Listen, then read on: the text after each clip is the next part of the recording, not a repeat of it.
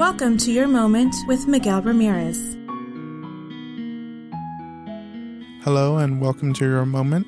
My name is Miguel Ramirez, and on today's show, I'm going to be talking with Carolyn Inman on the difference between physical abuse and emotional abuse. Is there a difference? Is one more dangerous than the other? And then also to the American Academy of Pediatrics pamphlet that talks about respect in relationships. We also touch on the effects of once someone leaves from an emotionally abusive relationship, and that inside one of the chapters in her book, The Silent Night, how someone can shut down from you and not have any type of communication. Sitting down with Carolyn Inman.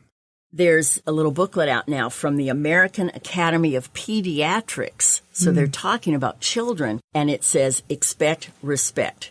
What is a healthy relationship? So that's what we're kind of preaching, is that even if the person is never going to hit you, why do you need to have these disrespectful things done to you? And why do they need to experience the abuse, even if it's not physical, mental abuse, emotional abuse? I'm so happy that you're using the word, because when we will say something, another person who's in a situation will say, well, he isn't abusing me. He's calling me names. That is just as abusive, if not worse. It boggles my mind because my family is a second generation Hispanic family, and if it wasn't direct contact hitting, it wasn't abuse. Dad would yell at my mom, would say incredibly terrible things, and then she would see that as kind of a good day, like, oh, he only said things to me, he didn't actually hit me. And I would look up at her like, that's just as bad. That's not anywhere in the realm of anything good. Right.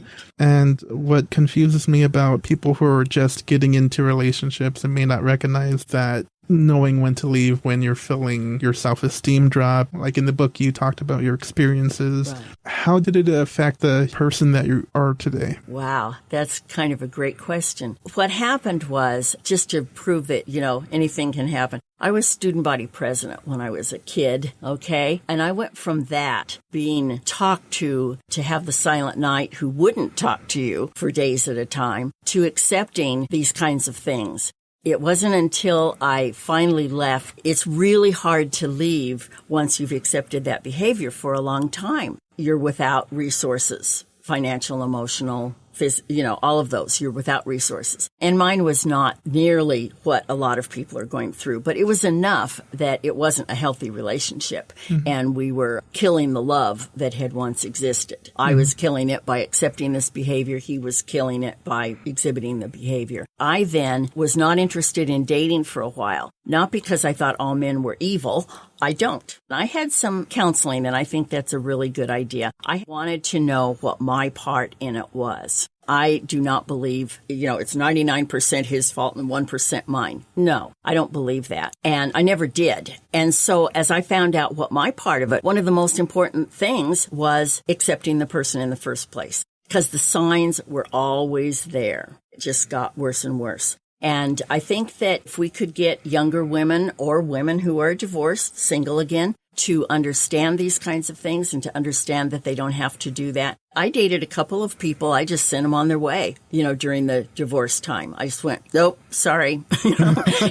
And one of them, I said, a friend of mine, I had heard her say this about something else, but I liked the image. I said, no, I have a bubble of positivity around me, and you don't get to come into the bubble if you're negative. And you're too negative, and, this isn't going to work. So bye-bye.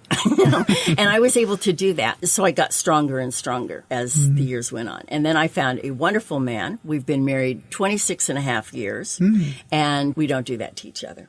I'd like to thank Carolyn Inman for dropping by. To find out more about her book, it is The 7 Characters of Abuse. And to follow me on social media, I'm at YMMRE12 on Twitter, Tumblr, Snapchat, SoundCloud, YouTube, LinkedIn, Instagram, and I believe that is all. Snapchat. I would see those computer animated characters months now. I'd notice people would have them and think, how do people have them? I want one of those. It wasn't until yesterday I found out. And it's so simple and easy to do. It's just I'm not tech savvy in the least. So I've just got my character, and I believe I'll post an image of it later today. But yeah, feel free to follow if you like cats, if you like complete randomness. My Snapchat has plenty of that. And so So I hope everyone has a good one. I know I myself am going to have a very great one. Sunday, I get to graduate. Hooray! So if you'd like to see me graduate, I believe it is at the Ontario Business Center. No, Citizens Bank Arena. There you go. Have a good one, and thank you for listening, and have a good day.